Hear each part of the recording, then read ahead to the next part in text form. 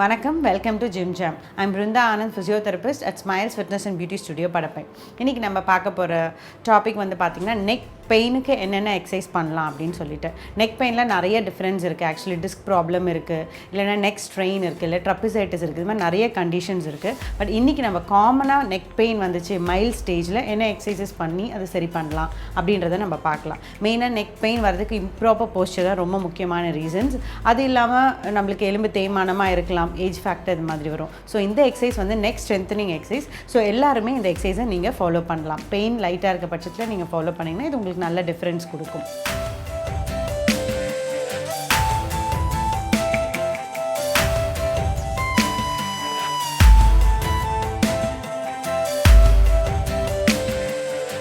First exercise வந்து முதல்ல கழுத்தை நீங்கள் முதல்ல மேலே அண்ணாந்து பார்க்கணும்.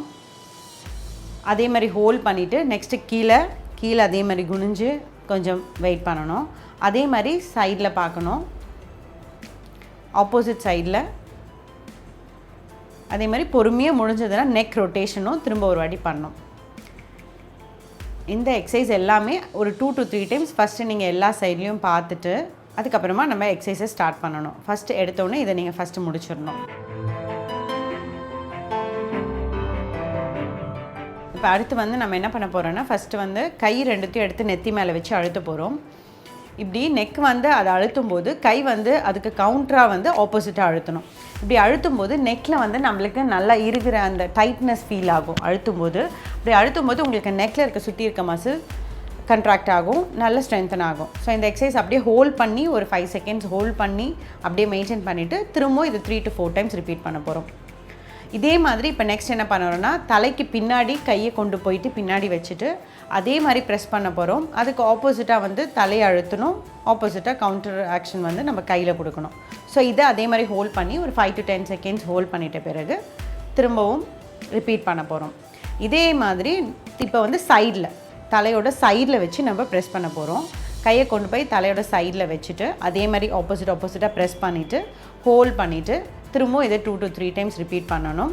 இப்போ அதை ஆப்போசிட் சைடில் திரும்பவும் நம்ம ரிப்பீட் பண்ண போகிறோம். கையை கொண்டு போய் சைடில் வச்சுட்டு ப்ரெஸ் பண்ண போகிறோம். தலை வந்து இப்படியோ முன்னாடி பின்னாடி சாயக்கூடாது, எரெக்டாக இருக்கணும்.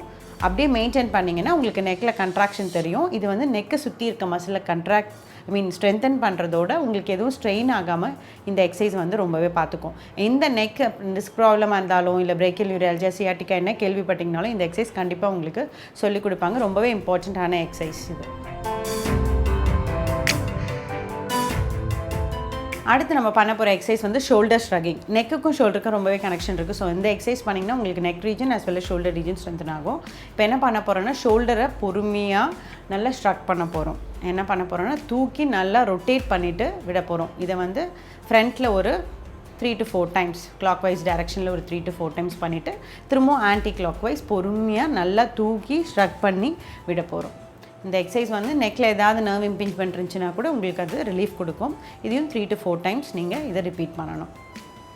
அடுத்து ஃபைனல் எக்ஸசைஸ் வந்து பார்த்திங்கன்னா ஷோல்டர் பிரேசிங் எக்ஸசைஸ். இந்த எக்ஸசைஸ்க்கு நம்ம என்ன பண்ண போகிறோம்னா, செஸ்ட்டுக்கு முன்னாடி வந்து 2 கையும் கொண்டு வந்து முன்னாடி வச்சுட்டு இப்போ பொறுமையாக கையை வந்து பிரேஸ் பண்ண போகிறோம். அதாவது நல்லா ஸ்ட்ரெச் பண்ணிவிட்டு திரும்ப ஃப்ரண்ட்டில் கொண்டு வர போகிறோம். இந்த எக்ஸசைஸ் பண்ணும்போது நம்ம கையை அப்படியே ஓப்பன் அவுட்லாம் பண்ணக்கூடாது, செஸ்ட்டு ஃப்ரண்ட்டில் வரணும். லைட்டாக ஷோல்டர் லெவல் வரைக்கும் தான் நம்ம பண்ண போகிறோம்.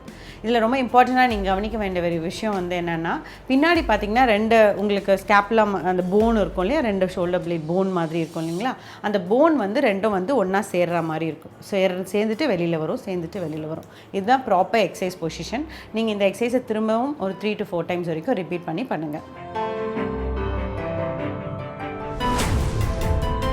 இந்த 3 to 4 எக்ஸசைஸ் வந்து பார்த்திங்கன்னா உங்களுக்கு நெக்கை ரொம்ப ஸ்ட்ரென்தன் பண்ணுறதுக்கு ரொம்ப ஹெல்ப் பண்ணும். நீங்கள் ஏதாவது ரொம்ப ஒரு ஹைட்டாக பில்லோ வச்சு படுத்துட்டீங்க, இல்லை ட்ராவல் இம்ப்ராப்பர் போஸ்டரில் பண்ணிட்டீங்கன்னா கூட இது மாதிரி நெக் ஸ்ட்ரென்தனிங் எக்ஸசைஸ் ரெகுலராக பண்ணியிருந்தீங்கன்னா அவ்வளோ சீக்கிரம் உங்களுக்கு ஸ்ட்ரெயின் ஆகாது. பட் இருந்தாலும் நீங்கள் வந்து ஹைட்டாக பில்லோ வச்சு படுக்கிறத கண்டிப்பாக ரெடியூஸ் பண்ணிக்கணும். அது மாதிரி நிறைய பேர் படுப்பீங்க. ஸோ அந்த போஸ்டர் அதே மாதிரி மெயின்டைன் பண்ணணும். ரொம்ப நேரம் மொபைல் நோண்டிட்டு இருக்கிறது, இல்லை ஒரே பொசிஷனில் நம்ம கம்ப்யூட்டர் இல்லை டிவி பார்க்குறதெல்லாம் கொஞ்சம் ரெடியூஸ் பண்ணிக்கிட்டிங்கன்னா உங்களுக்கு இந்த நெக் ஸ்ட்ரெயின் அவ்வளோ சீக்கிரம் வராது. மைல்டாக இருக்க வரைக்கும் ஈஸியாக சரி பண்ணிடலாம் இந்த எக்ஸசைஸ். பேசிஸில் இதுக்கு மேலேயும் உங்களுக்கு வந்து ரொம்ப கை ஃபுல்லாக பரவுற வலி இல்லை ரேடியேட்டிங் பெயின் டிங்லிங் சென்சேஷன் மறுத்து போகிறது இருந்துச்சுன்னா நீங்கள் சீக்கிரமாக ஒரு டாக்டர் போய் பார்க்கணும். இந்த எபிசோட் வந்து உங்களுக்கு ரொம்பவே யூஸ்ஃபுல்லாக இருக்கும்னு நினைக்கிறேன், ரொம்ப இன்ஃபர்மேட்டிவாகவும் இருக்கும்னு நினைக்கிறேன். ஸோ இதே மாதிரி இன்னொரு இன்ஃபர்மேட்டிவ் வீடியோவோட உங்களுக்கு திரும்ப வந்து நாங்கள் மீட் பண்ணுறோம். Thank you so much. Until this is Brinda Anand signing off. Thank you. Have a great day.